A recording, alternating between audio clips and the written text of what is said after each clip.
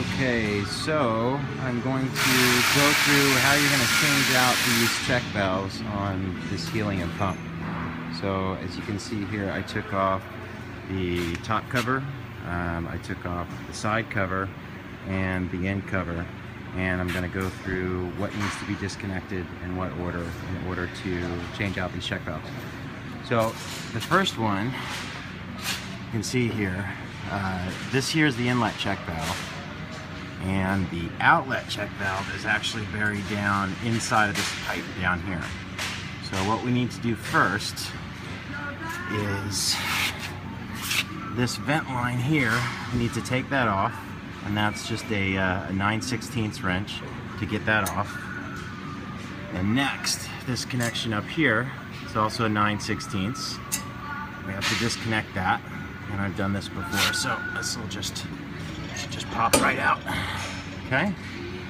And now what we need to do here is we need to unthread this 1-inch pipe here, and you can just use a pipe wrench.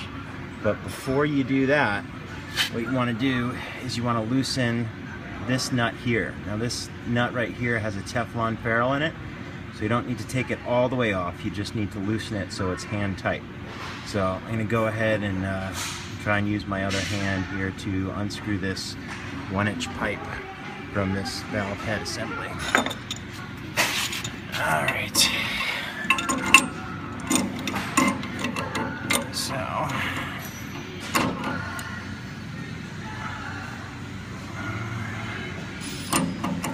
wrong way. Okay. Now you just want to be careful because this is stainless on stainless, and you're gonna have a chance of galling the metal. So just easy does it.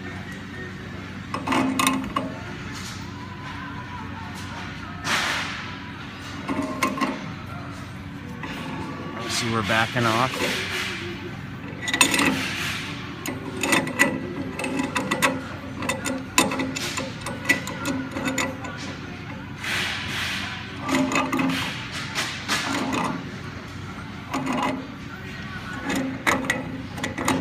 Should be able to get it by hand now.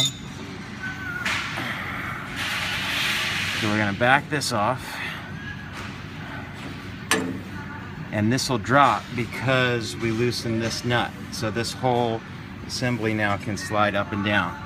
So we're going to slide that down, and that will expose the check valve, which is actually up here buried in the pump head itself.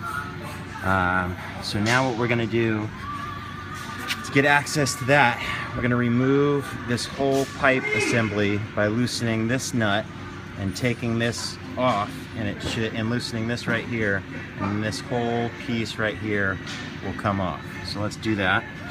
And this is a 7/8 wrench. All right. Loosen that.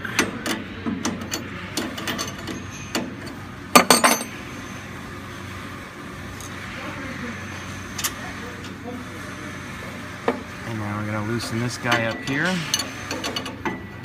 And you may need a backer for this. Oh,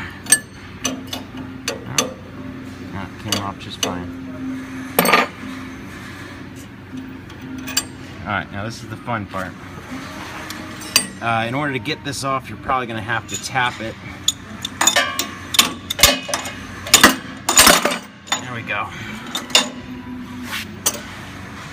Set that aside. So now we have access to this check valve here. And what we're going to do, also with the 7/8 wrench, is just unscrew that whole assembly from the head.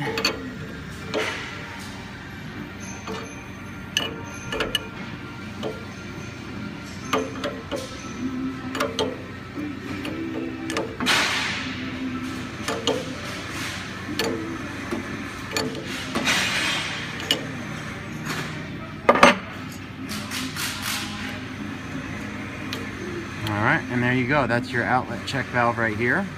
I'm going to set that down. That was the hard one. So now for the inlet, we're going to go up here to the top, and we just need to loosen this nut here.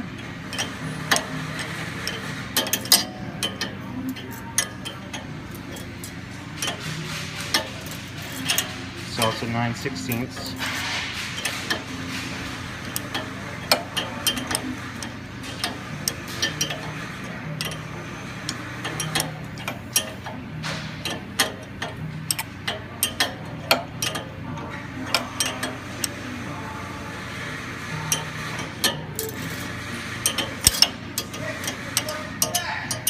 And what I do is I loosen this one as well, just to give me a little bit more freedom of movement. Alright. Now that that's done, I'll probably have to hit that off as well.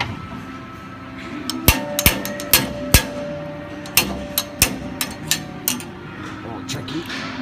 Alright. We can turn this out of the way now and just hand tight that nut so it stays up out of our way.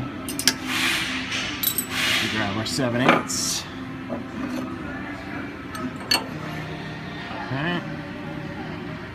And then we're just going to back that off.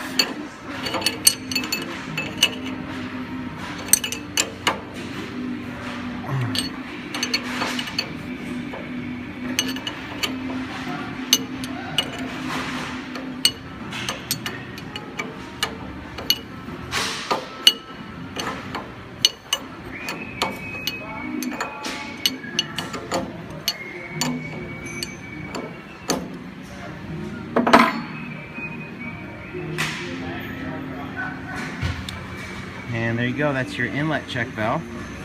So we have both of them off now. And to replace them, it goes on the same way as it came off, only in reverse.